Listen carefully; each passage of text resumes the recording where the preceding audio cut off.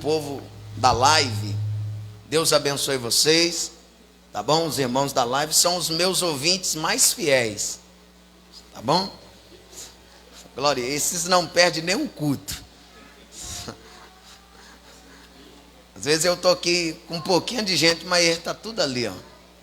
Então, se eu não falar deles, Deus abençoe vocês, que compartilha, vocês que assistem e vocês que vão assistir. Que Deus te abençoe. Atos capítulo 2, quem achou diz amém. Eu quero ler o verso 23 com vocês. Atos capítulo 2, verso de número 23. Glória a Deus.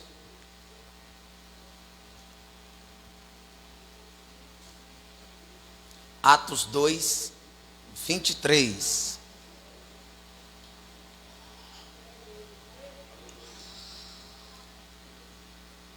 Quem tem dificuldade pede ajuda, tá bom? O irmão aí vê que a pessoa que está do seu lado não achou ainda, socorre ele. Ou você tem a Bíblia e a pessoa do seu lado não tem, compartilha, tá? Compartilha a Bíblia. A Bíblia diz que nós temos que esperar uns pelos outros. Eu quero te esperar, tá bom? Glória a Deus. E só para não perder o costume, glória a Deus é grátis, tá bom? Paga não, tá bom? Olha para quem está perto de você e fala assim: glória a Deus aqui é de graça, tá? Não paga para dar não. Glória a Deus. Quem achou diz amém. Amém. Vamos ler junto? A este que vós foi entregue pelo determinado conselho e presciência de Deus, tomando vós o crucificaste e mataste pela mão dos injustos. Amém? É só esse que eu vou ler. A este que vos foi entregue pelo determinado conselho e presciência de Deus, tomando-o vós, o crucificaste e matastes pelas mãos de ímpios, de injustos em outras traduções. Na de alguém está ímpio, injusto. Injusto. Quem está injusto? Tá, porque algumas têm ímpio, outras têm injusto. Mas quem está com injusto, a minha também está. Hã? Tem não? Matastes por mão de pecadores. Levante a Bíblia para o céu. Levante a Bíblia e coloque uma mão na altura do coração. Se você não tiver com as duas ocupadas, com criança, mas se você tem a Bíblia, levanta ela e a outra mão coloque aqui, ó, na altura do coração. Glória a Deus. Isso. Isso. Fecha seus olhos. Fecha seus olhos. Espírito Santo, nós te pedimos, fala conosco. Nós oramos, porque agora nós iremos abrir o nosso coração para ouvir a tua voz. Aqui está a tua igreja, esta multidão que veio hoje para ser alimentada. Deus, eu te peço que o teu Espírito tenha a total liberdade de começar a destruir tudo aquilo que preocupa o coração desta pessoa. Que o coração desta pessoa venha a ser tomado da sua plenitude nesta noite. Que o coração desta pessoa venha a ser imunizado pela sua presença. E que cada um que aqui está, que enquanto eu ministro, possa ser tocado pelo seu poder. Nós queremos ouvir a sua voz.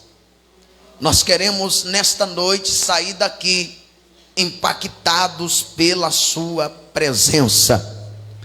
Em nome de Jesus, ó Pai, não permita que nenhuma alma saia daqui da mesma maneira, da mesma forma que elas chegaram. Eu não admito e não permito, Senhor, sair desse culto da mesma maneira que chegamos. Nós queremos sentir o mover do Teu Espírito nesta casa. Que esta casa possa ser tomada da Sua presença, da Sua glória, da Sua graça, do Seu poder nesta noite. Em nome de Jesus de Nazaré, nós queremos ser tocados pelo Seu poder. Queremos ser tocados pela Sua graça e pela Sua glória. Que esta igreja possa ser alimentada pela Sua presença. Em nome de Jesus, todos diz? Amém. Todos diz? Amém. Então se assenta, por favor. Deixa a Bíblia aberta, por favor. E aplaude a Jesus.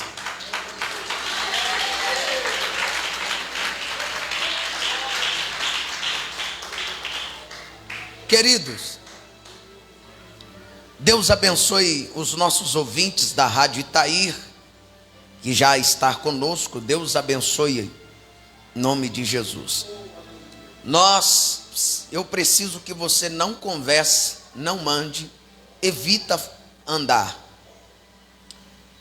Nós acabamos de ler o capítulo 2 do livro de Atos, o verso específico 23. O capítulo 2 é o cumprimento de uma promessa. Capítulo 2, do verso 1, nós observamos a promessa de Deus se cumprindo na vida da sua igreja. Do capítulo 2 ao capítulo 13, esta promessa é feita, é cumprida. Os crentes são cheios, os crentes estão recebendo o poder do Espírito.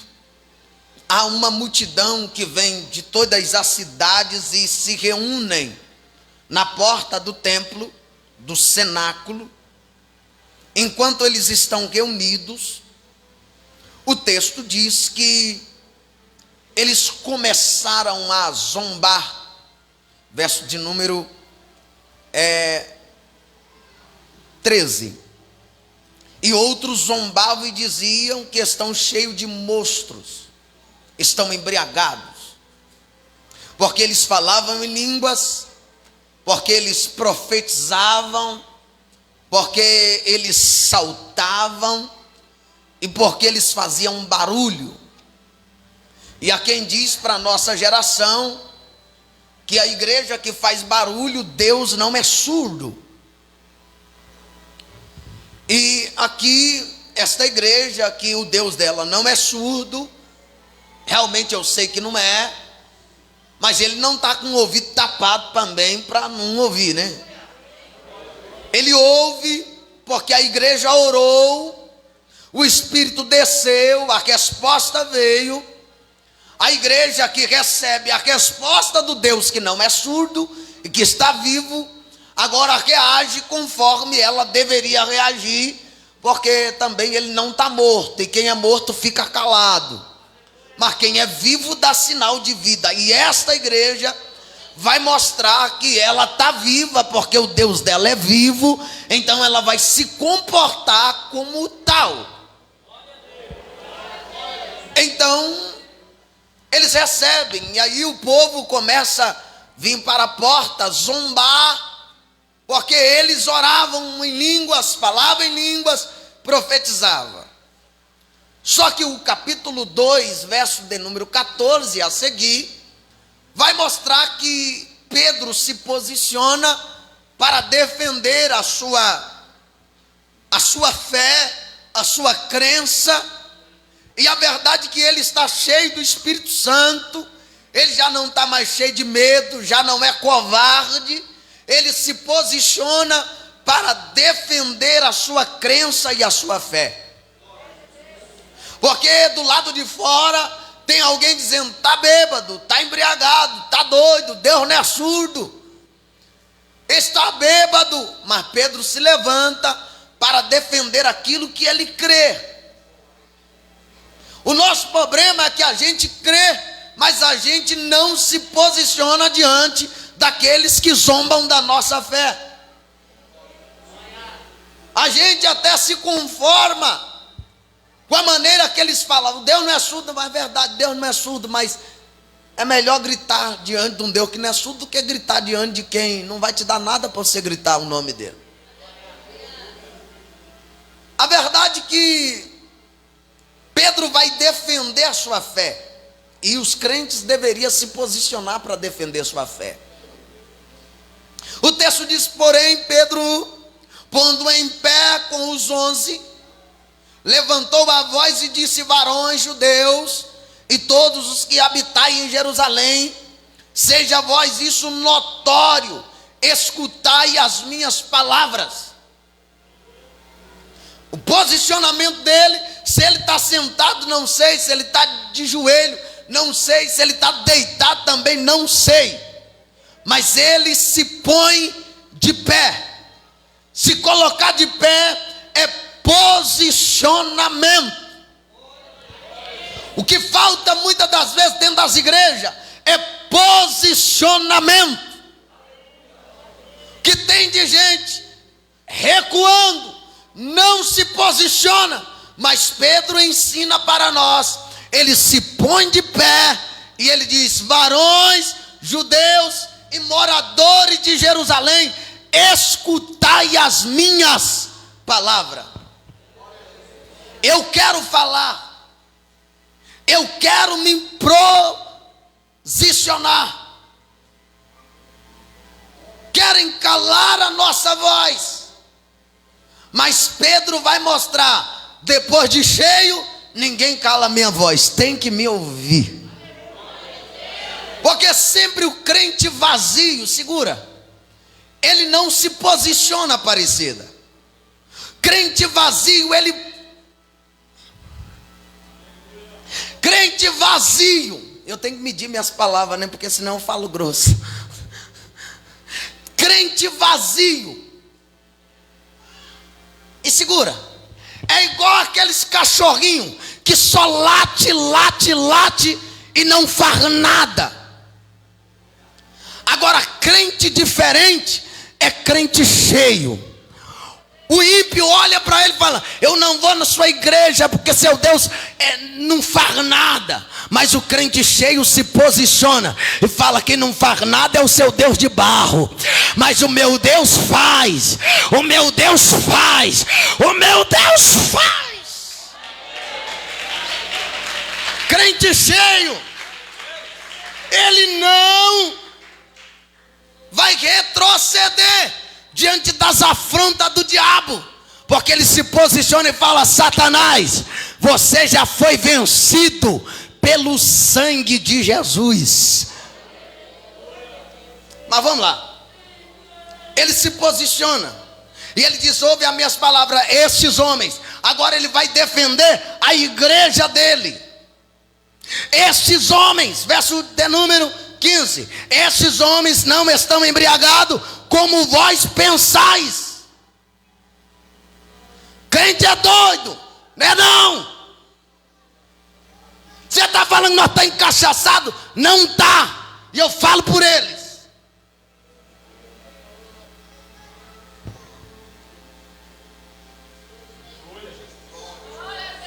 Sendo a 3ª hora do dia,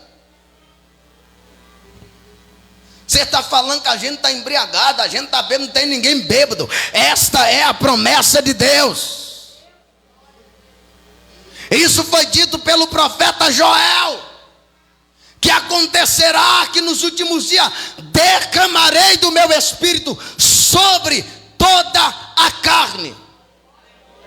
Você está falando que a gente que está bêbado, mas isso aqui também é para vocês.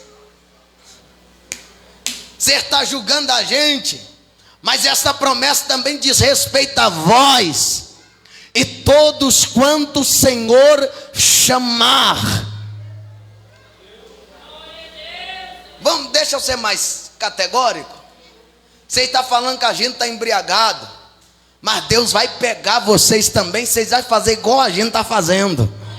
Você está chamando a gente de bêbado, vocês também, alguém vai chamar vocês de bêbado, porque essa promessa de respeito a vós, Deus também irá te pegar, irá te renovar.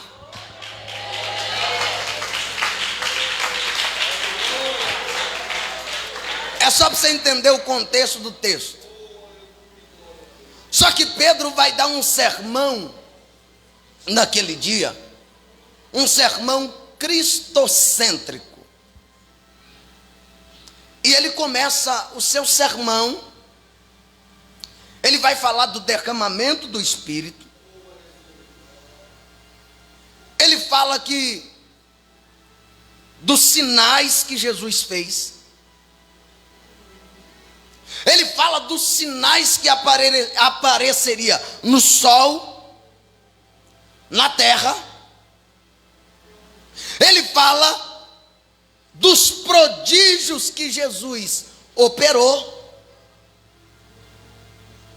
Aí no verso de número 22, ele entra dizendo: varões israelitas, escutai estas palavras a Jesus Nazareno, varão aprovado por Deus entre vós, com maravilha e prodígios. Vocês contemplaram que esse Jesus, o Nazareno, ele operou prodígio e maravilhas no meio de vós, como vós bem sabeis. Mas ele apela dizendo: a este que vós entregaste pelo determinado conselho e presciência, conselho e vontade de Deus.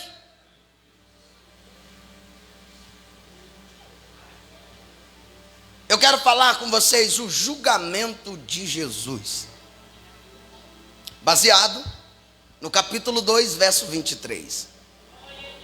O julgamento de Jesus foi o maior erro judiciário da história. O apóstolo Pedro, ele denunciou aos judeus, dizendo que eles mataram o autor da vida, crucificando-o por mão de iníquos, de ímpios, de injusto. A verdade é que Jesus, ele foi julgado por dois tribunais, religioso e civil. O Sinédrio, ele condena Jesus por blasfema, e o pretório romano por sedição. A verdade é que em ambos os tribunais, o ritual se desenvolveu em 3 fases. No tribunal religioso, Jesus, depois de preso, foi levado para Anás, que era o sumo sacerdote. Anás era sogro de Caifás, que era também o sacerdote. Nesse tempo, Anás já havia sido deposto pelos romanos, mas como era um cargo vitalício, os judeus ainda consideravam Anás como uma autoridade. Depois de interrogar Jesus, Anás o envia a Caifás para ser julgado por Caifás. A verdade, agora com o Supremo Tribunal pleno, ele passa a ouvir as testemunhas que foram subornadas para acusar a Jesus. As testemunhas haviam sido subornadas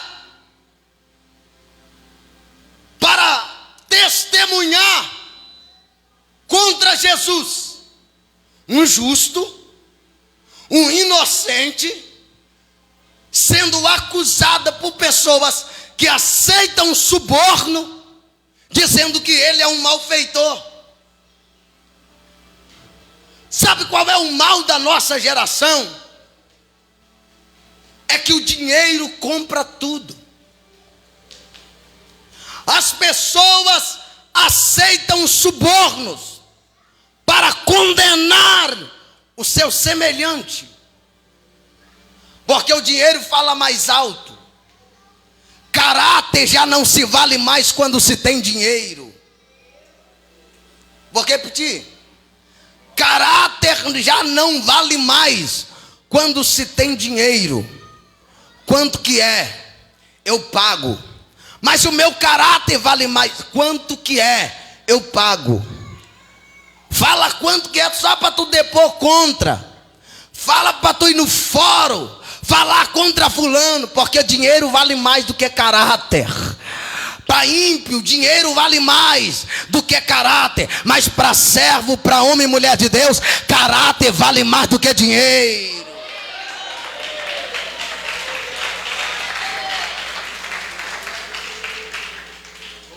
Porque a humanidade é assim. Porque tudo que se dá para comprar e eu vou sair de boa, tá de boa. Eles pagaram, subornaram as testemunhas para depor, para testemunhar contra Jesus. Na verdade, aquela reunião do Sinédrio era absolutamente ilegal. O Sinédrio não podia reunir-se para condenar ninguém à noite. E foi de noite que eles pegaram Jesus. Sabe por que à noite?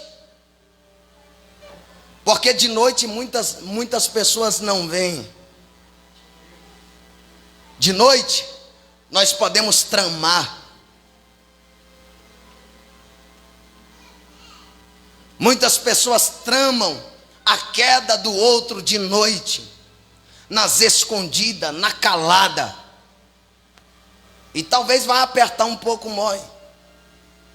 O Sinédrio se reúne 70 anciões de noite, testemunhas falsas, para condenar o nosso Jesus.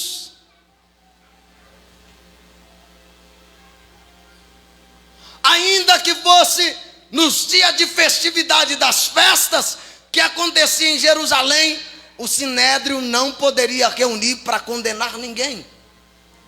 E eles se reúnem de noite para condenar o dono da vida, para condenar aquele que nada havia feito. Todo criminoso, querido, ele tinha um apelo direito de defesa. Jesus não teve direito de defesa. Mas os membros do Sinédrio ouviram apenas a testemunha contra Jesus. Por que eles não deixaram Maria falar? Por que não deixaram Tiago falar? Só quer ouvir o lado que tem. Você está aí? Foi pago. Vai lá e fala que ela errou. Foi pago. Vai lá e fala que ele é malfeitor. Foi pago. Mas agora por que não chamou o cego Bartimeu? Por que não chamou a Maria, que ele expulsou 7 demônios?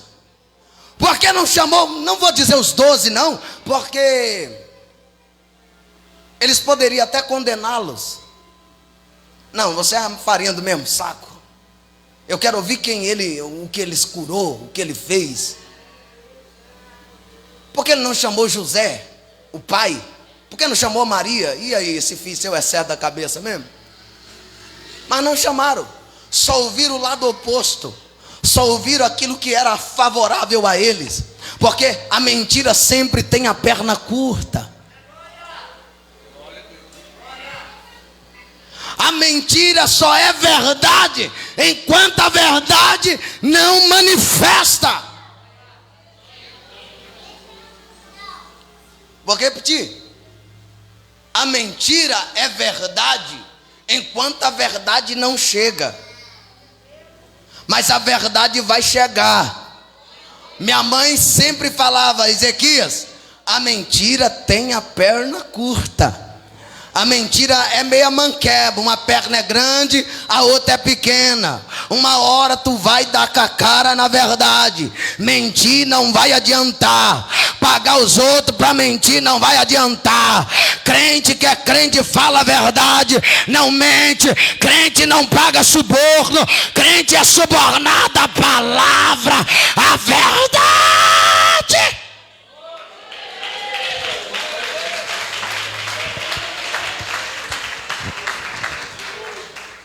Vou mais longe. Crente não fala o que não viu. Crente tem que falar o que vê. Fulano falou, você estava lá? Então não dá ouvido que fulano falou. Chega para a pessoa e fala: rapaz, está acontecendo isso, é verdade? Porque está cheio de crente que fica mandando indireta. Não tem? Chega na cara e fala, gente. Tem que ser tete a tete.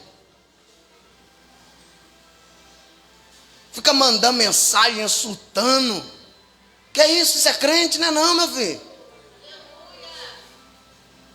Crente não manda indireta. Tem alguma coisa, meu filho? Chega na cara e fala. Não gostou da irmã? Fala: não gosto não. Fala a verdade. Deixa pra lá. Na manhã de sexta-feira, o sinédrio voltou a reunir-se. Jesus é preso quinta. Na quinta pela madrugada ele é julgado. Na sexta pela manhã eles se reúnem de novo, numa tentativa de legitimar a reunião ilegal da noite anterior. Só que Jesus, ele fica de boa, porque ele sabe que ele não é culpado. Ele sabe que ele foi entregue pela vontade do Pai. Ele sabe que ele não deve fugir do seu julgamento, por mais que ele não tem nada a temer. Minha mãe sempre diz: quem não deve não teme. Eu acho que a mãe de todo mundo fala isso, né? Meu filho, quem não deve não teme.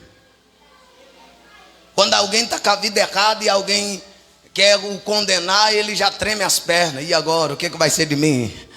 Mas quem não deve, pode inventar. E eu falo mesmo com o diabo, se quiser, alguém quiser levantar, quando vai ter que inventar, irmão. Pastor fez isso, tem que inventar. O crente tem que ser assim.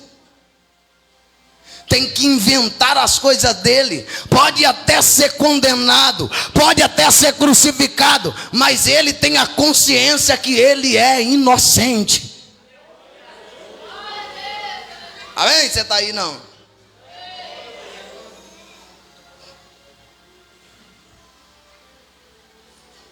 Eles vão costurar uma nova acusação. Eles procuram uma nova acusação contra Jesus para levá-lo ao governador Pôncio Pilatos. E quando eles procuram, eles vão formalizar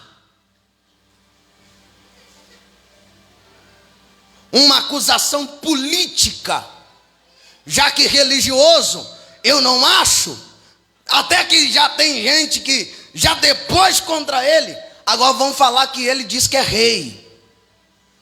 E rei aqui Só tem César.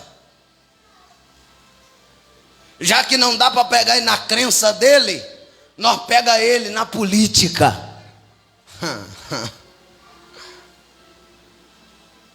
Você está aí? Já que não dá para falar que ele blasfemou, vamos pegar ele na política. Fala que ele é rei. Fala que ele falou que é rei. E rei aqui só é César.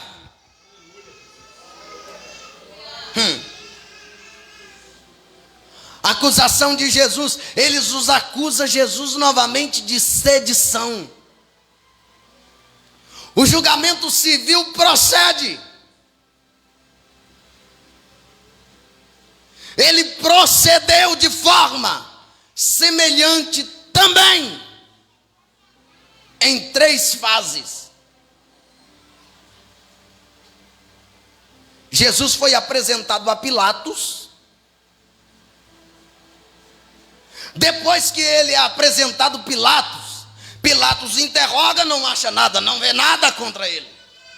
Já que Pilatos não acha nada, ele manda ele para Herodes. Já que passou pelo meu julgamento, não vi nada, vão mandar para Herodes, talvez Herodes se vira.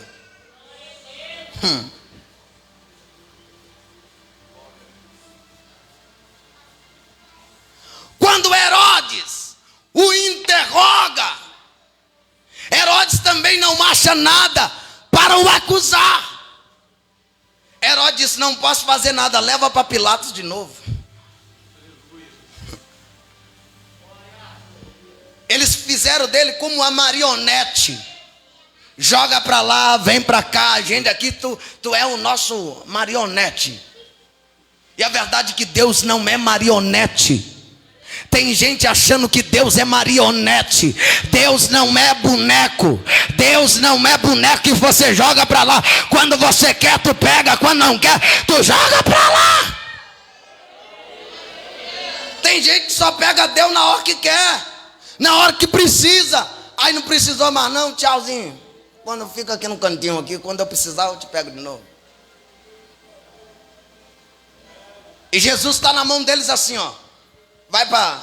Sai do sinédrio, do julgamento religioso, vai para Pilatos. Pilatos fala, não quer não, pode mandar embora. Já julguei, não tem nada. Aí vai para Herodes, Herodes fala, não tem nada não, não vi nada contra esse homem. Volta para cá de novo, vai para lá de novo, vem para cá de novo.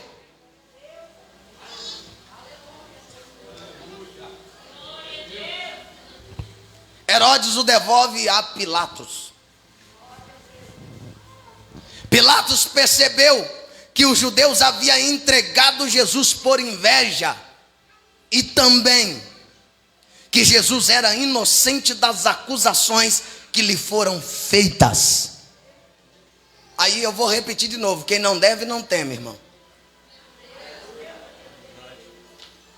Aí eu estou cansado de pregar e crente falar, se a mensagem foi para mim, se tu tá errado, irmão, segura ela. É verdade. Ah, pastor falou para mim, se está doendo é porque é para tu mesmo. Mas Pilatos percebe que ele é inocente. Tá igual joga para lá, joga para cá, mas ele fala assim, esses camaradas é traiçoeiro. E tá cheio de crente traiçoeiro, irmão. Crente que não gosta do louvor que tu canta, da forma que tu canta, aí fica te julgando. Não, ela não canta bem não, errou a letra. Jesus está sendo julgado porque ele opera milagre e eles não podem fazer o que Jesus faz. Os camaradas não oram como tu ora e é invejoso. Não levantam um paralítico sequer, mas porque vê Jesus ressuscitando morto, levantando paralítico, cego vendo, fala, nós temos que parar esse homem.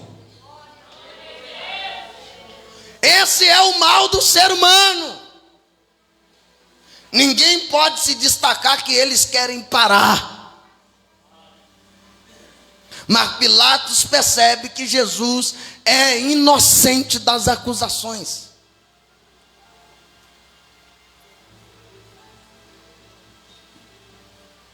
Ele percebeu que os judeus entregaram Jesus por inveja e também que Jesus era inocente de todas as acusações que lhe foram feitas. Posso pregar? Posso não? Eu prego assim mesmo. Meu irmão, fica tranquilo se tu é inocente. Vou repetir. Se tu é inocente, irmão, fica tranquilo. Deus vai te justificar. Se tu é inocente, meu irmão, fica tranquilo, porque quem te justifica é Deus. Quem te justifica é Deus.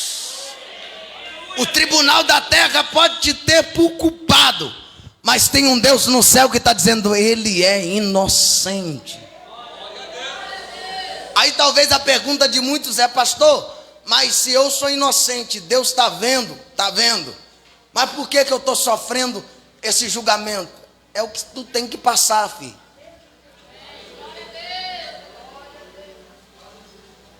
Você tem que passar por isso. Se você não passar, tu não é aprovado.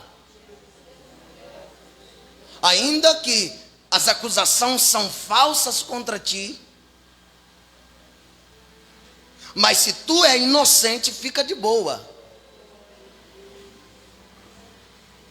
Fica tranquilo. Porque tem um Deus que julga a sua causa. Pode não ter ninguém que é testemunha diante de você para depor ao seu favor. Não, mas a irmã não fez nada. Eu estava com ela. Jesus não teve uma testemunha, mas o pai estava lá de cima olhando, dizendo assim, fica tranquilo, eu estou contigo ali. Eu estou contigo, você está passando por isso, mas eu estou contigo. Por 3 vezes Pilatos reconhece a inocência de Jesus. Só que os judeus apresentavam várias acusações contra ele. Afirmaram que Jesus era malfeitor.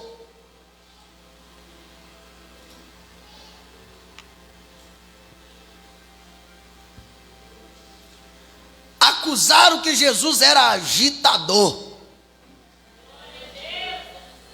Acusaram que Jesus era blasfemo. E também o acusaram de sedição. Pilatos agora se sente encurralado. O medo toma conta do coração de Pilatos.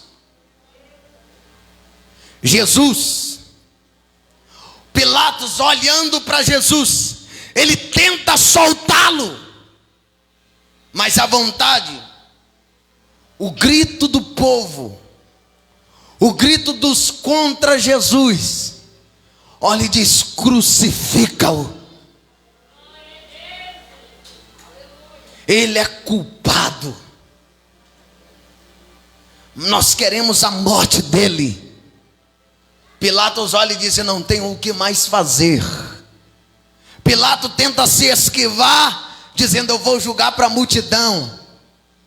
Quem que vos quer que eu solte, Barrabás ou Cristo? Eles falam, solte Barrabás e crucifica-o. Ele tenta jogar para o outro lado, não tem jeito.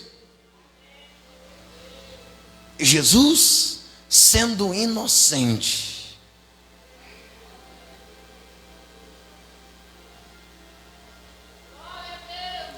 o grito da multidão prevalece. E aí, segura que lá vai essa. Tem mais gente contra você do que a seu favor. Vou repetir. Tem mais gente contra você do que seu a favor. Isso aí você pode ter certeza, que quando você estiver sendo julgado, vai ter mais gente contra do que a favor. Quem estava com Jesus? Só Deus. Ainda que Pilatos sabia que ele era inocente, mas não podia fazer nada. Se ele fizesse, o povo arrancava ele do trono. Aí, como eu não quero sair do trono da minha cadeira que eu tenho, eu vou fazer a vontade de quem? Do povo. E sabe qual é o mal hoje das igrejas e dos pastores? Que eles não querem perder o cachê. Então ele abre as portas para o pecado. E eu não tenho medo de perder, porque eu quero ir morar no céu. Por isso que às vezes a gente confronta você, porque nós queremos ir para o mesmo lugar.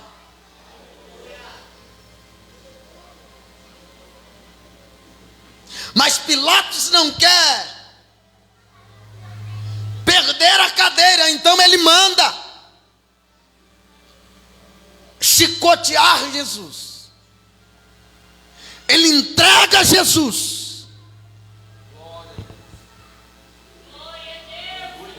Para ser crucificado.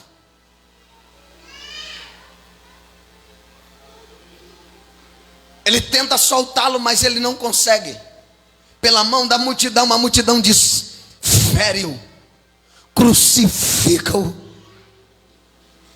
Ele tenta meias medidas, mas a multidão pede: crucifica-o. Ele açoita Jesus. Covardemente Pilatos entrega Jesus aos soldados. E esses começam a espancar a Jesus. Começa a escarnecer de Jesus.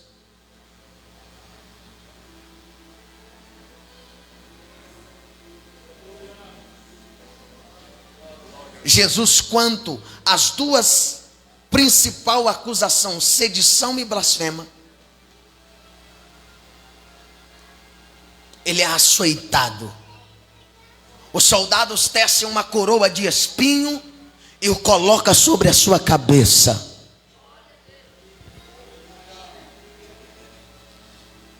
Jesus se ajoelha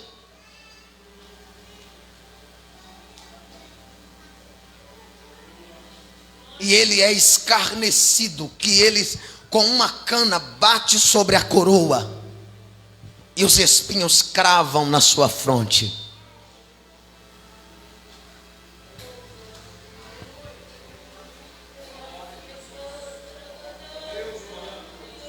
Será que isso não nos faz pensar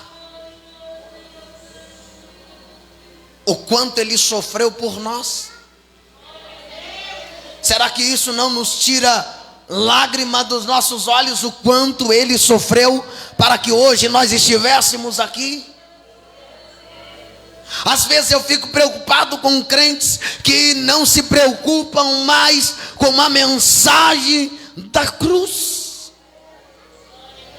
A mensagem da cruz parece ser um peso sobre os ombros da igreja. Quando na verdade a mensagem da cruz deveria ser a principal mensagem pregada nos altares da igreja. Eu falei domingo passado pela manhã que nós deveríamos pregar o que Jesus pregava, porque pregar milagre de Jesus é fácil. Pregar o que Jesus pregou não é fácil. Sabe por quê? Porque se você é chamado para certas igrejas para pregar o que Jesus pregou, tu volta de a pé, porque nem o dinheiro da passagem tu tem, ou da gasolina. Quem prega sabe.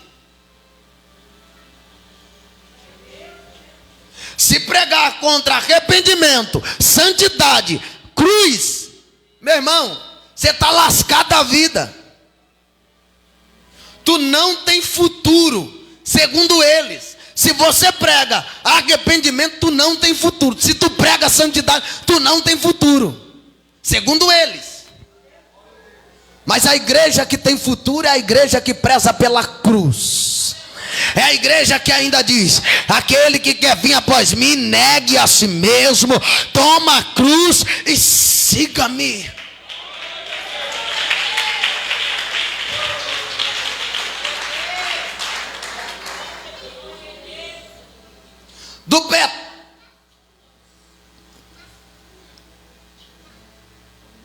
Jesus é preso, Jesus é levado ao Calvário.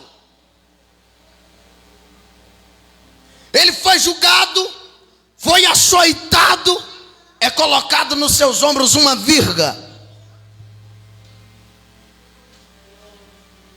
Ele vai em destino ao Calvário. No topo do Monte Caveira, Jesus é escarnecido.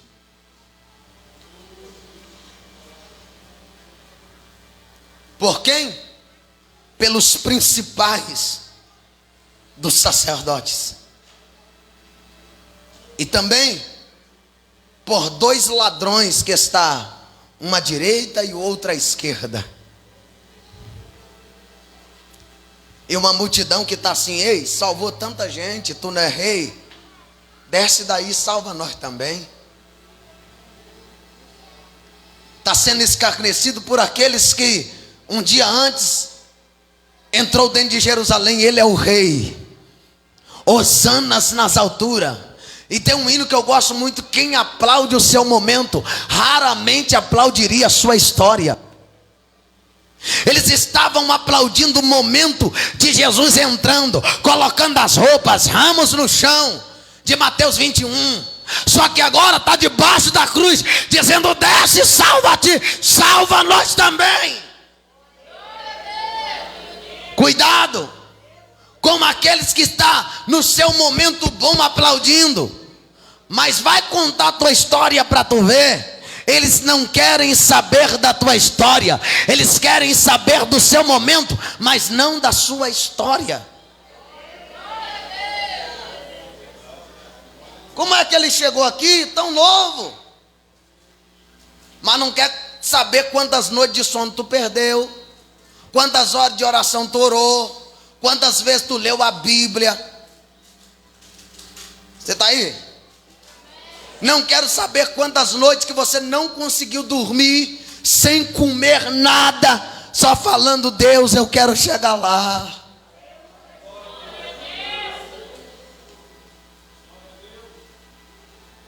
Só que Jesus está no seu momento. Que momento, pastor? O momento da cruz. É o momento dele.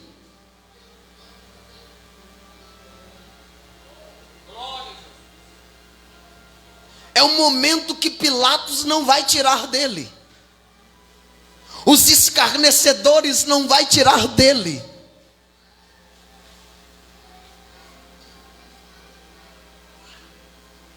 Aleluia. Oh, glória. É um momento que ele tem que passar. E se ele não tivesse passado naquele momento, eu não estaria falando dele aqui para você.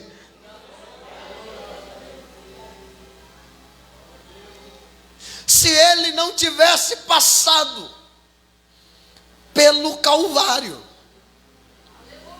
nós não estaríamos reunidos, esta multidão aqui hoje. Você só canta porque ele passou pelo Calvário. Você só vai para o céu porque ele passou no Calvário. Vou mais longe. Tu és salvo, tu és salva, porque ele decidiu enfrentar o Calvário no meu e no seu lugar.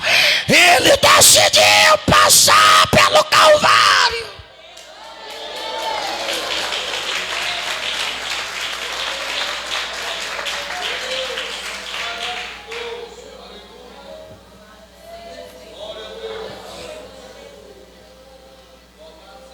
Aleluia. Levante a sua mão por um minuto.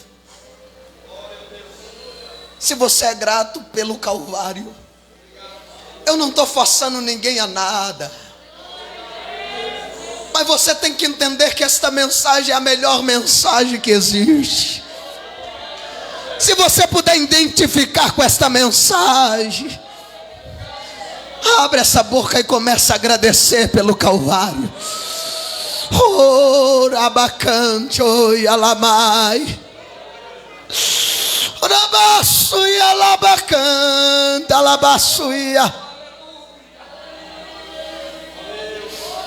Eu vou te dar um minuto para você adorar a Ele. Eu vou te dar um minuto para você abrir essa boca santa que Ele te deu nesta noite e começar a adorá-lo.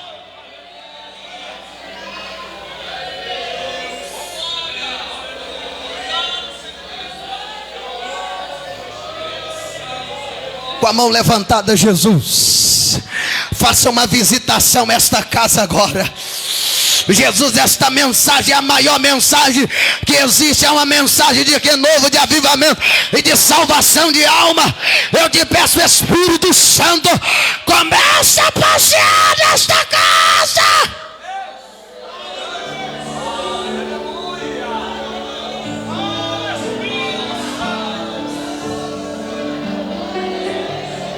Seja visitado por Ele. Ele está nos visitando com a sua presença. Ele fez a promessa que esse ano é o ano da presença. Esta mensagem não vai acabar desta maneira. Você será tocado por Ele.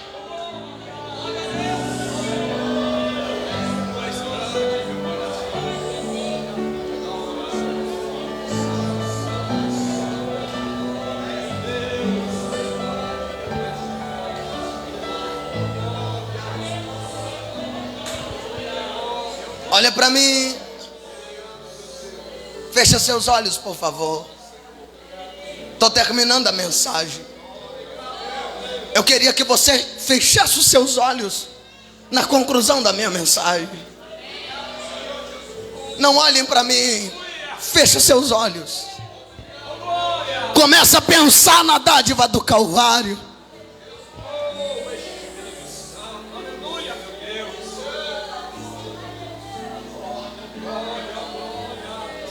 Se essa mensagem não mudar a sua vida, ela não muda mais. Se você não for tocado nesta noite, nunca mais tu será tocado com outra mensagem. Essa mensagem é a mensagem que vai mudar a tua história.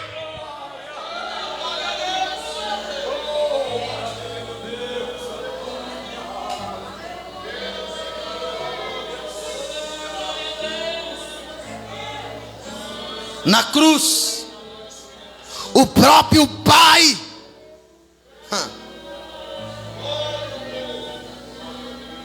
desampara Ele por causa dos nossos pecados. Você já se sentiu abandonado em algum momento da sua vida? Em algum momento da tua vida falou: ninguém me manda mensagem, ninguém me ajuda, ninguém me socorre. Saiba que Ele também foi abandonado por todos. Além dele ser abandonado pelos apóstolos, por Ele, por aqueles que Ele curou, por aqueles que Ele salvou, o próprio Pai o abandona na hora da cruz.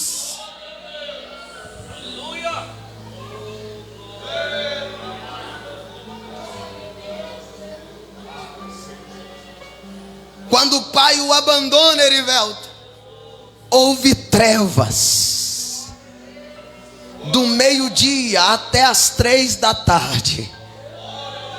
O céu ficou de bronze. O sol não brilhou. Você já percebeu que tem dias na nossa vida que você acorda com o céu de bronze? O céu está nublado, o passarinho verde não canta na janela. Parece que as esperanças foram todas embora. É o Pai dizendo: vai haver trevas.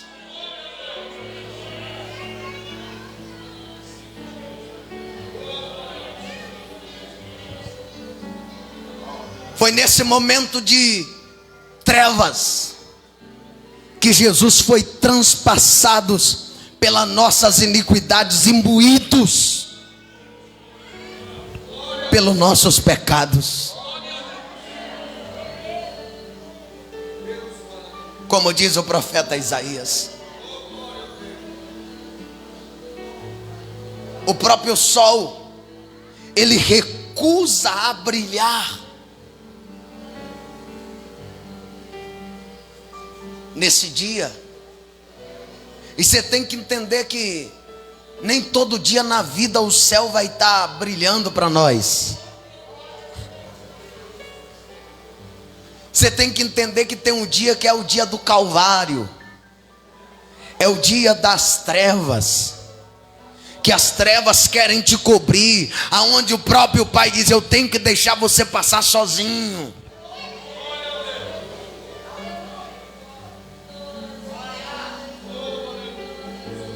O Pai o abandona, porque ele terá que beber o cálice da ira de Deus contra os nossos pecados. Ele bebe o cálice dos nossos pecados.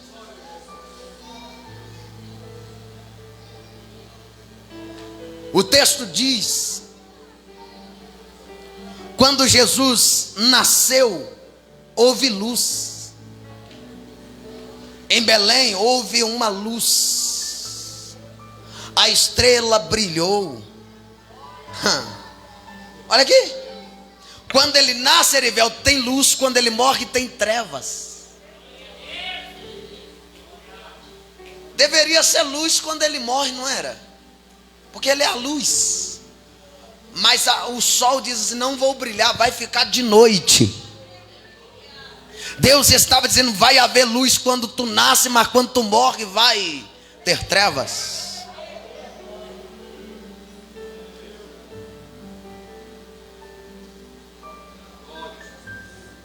Meio-dia, as trevas cobriram a face da terra. Quando ele morre,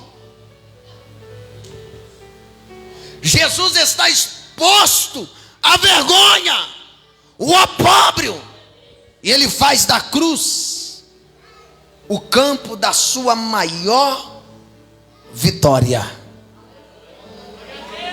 Vou repetir. Ele faz da cruz o campo da maior vitória.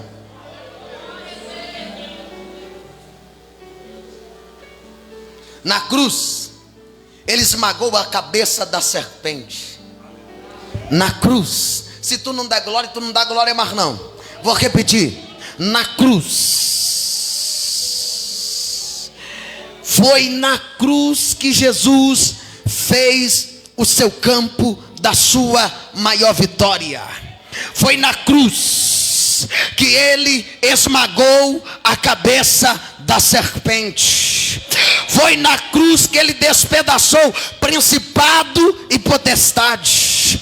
Foi na cruz que ele conquistou nós para a redenção eterna. Foi na cruz. Foi na cruz que ele deu o brado da vitória e o véu se rasga de alto a baixo. Foi na cruz que a morte perdeu o domínio sobre a humanidade. Foi na cruz que ele tomou a chave da morte do inferno. Foi na cruz que ele demonstrou o seu maior amor por nós. Se você não entender, tu não entende mais nunca. Foi na cruz que o céu se abriu e veio um vivo e novo caminho para nós. Porque Jesus é o caminho, Ele é a verdade, Ele é a vida. Jesus é o caminho, Ele é o único mediador entre Deus e o homem.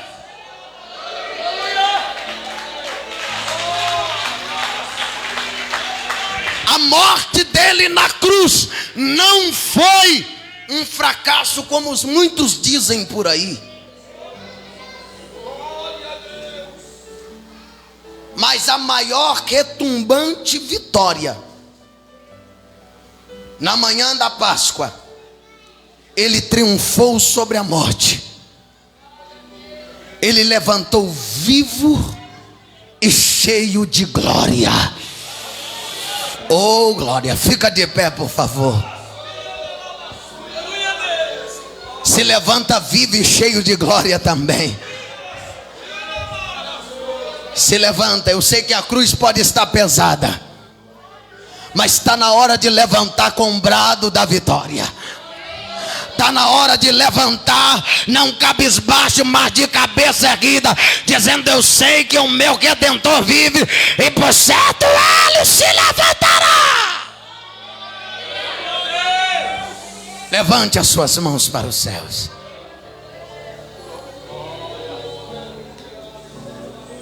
Vão chorar?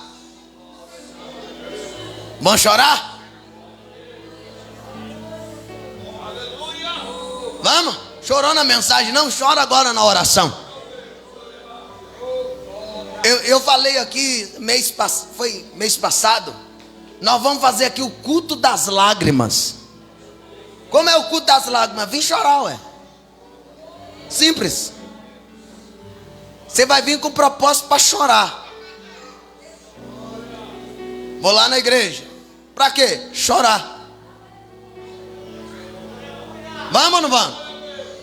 Vamos chorar? Quanto tempo de crente tu é e tu não chora? Você chora na novela, você chora pelo time que perdeu, tu chora pelo parente que todo mundo é sensível, perdeu, mas tu nunca chorou no culto de ceia. Você não chora numa mensagem dessa. Mas eu quero te convidar para chorar agora.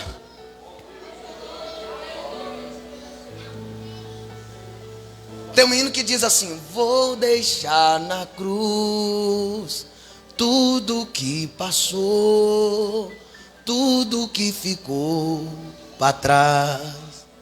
Olho para você, corro para você, seu amor me chama. O amor dele nos chama. Levante as suas mãos para os céus. Você recebe essa palavra? Levante a sua mão para o céu. Levante a sua mão bem alto para o céu. Chore, fala com Deus. Deus, aquebranta minha alma. Deus, toca minha alma. Começa a falar com Deus. Começa a falar com Deus. Senhor, toca minha alma. Começa a falar, igreja, começa a falar com Deus. As crianças, começa a falar com Deus. Os obreiros, diáconos, começa a falar com Deus. Toca minha alma. Você católico, visitante, começa a falar com Deus. Toca em minha alma.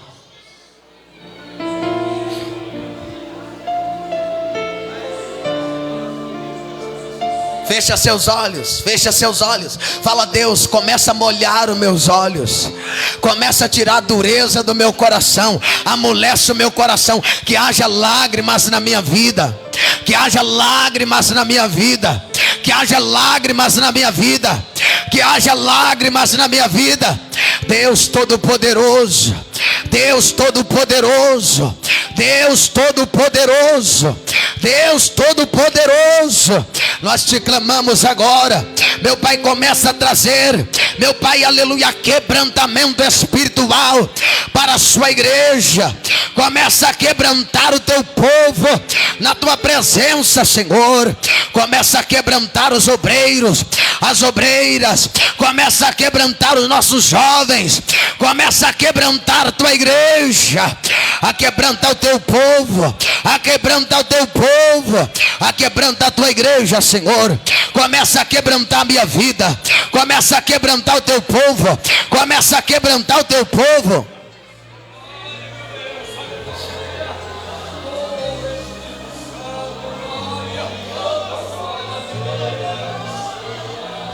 Aleluia, aleluia, aleluia, aleluia. Vai tocando, Jesus. Vai tocando nesta igreja, Jesus. Vai tocando no teu povo, Jesus. Começa a tocar, meu Pai. Começa a tocar com teu poder. Que haja um renovo espiritual. Que a tua glória manifesta nessa casa. Que essa igreja possa começar a falar em novas línguas agora.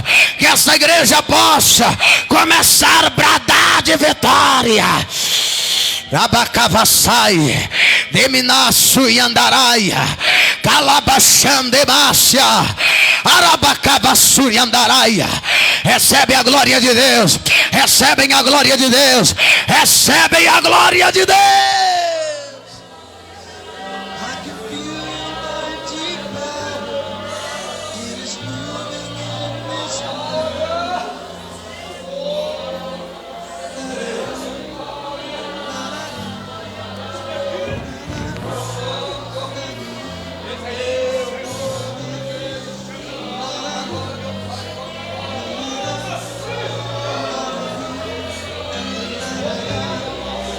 Manifesta a tua glória sobre nós. Manifesta a tua glória sobre a tua igreja. Manifesta a tua glória sobre teu povo. Manifesta a tua glória no meio desta casa. Manifesta a tua glória, não sei de que maneira, mas nós queremos ver a tua glória se manifestando no meio da igreja. Que a tua glória se manifesta salvando almas, quebrantando vidas. Que a tua glória se manifesta, meu Pai, trazendo o pecador de joelhos na sua presença. Que a tua glória se manifesta, libertando os cativos e oprimidos do pecado nesta noite.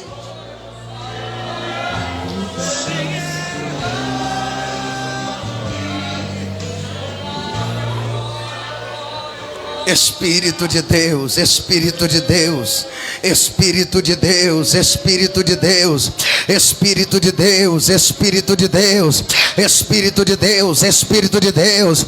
Começa, Espírito de Deus, a agir. Começa a soprar, começa a soprar, começa a soprar nesta casa. O teu vento envenenante, impetuoso, sopra, sopra, sopra, sopra. Assopra o vento que limpa, que purifica, que restaura. Começa a levantar aqueles que estão caídos. Começa a levantar. Levanta essa família caída. Levanta, meu Pai, essa família que está destruída, Senhor. Levanta com teu poder e com a tua graça, pelo poder da sua palavra, em nome de Jesus Cristo. Em nome de Jesus Cristo. Deus abençoe a senhora, tá bom? Amém, meus irmãos?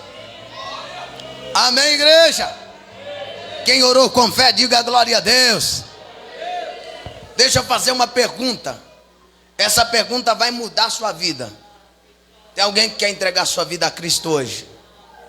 Tem alguém nessa noite que você ainda não aceitou Jesus, mas você quer confessar Ele como o teu único e Senhor da tua alma?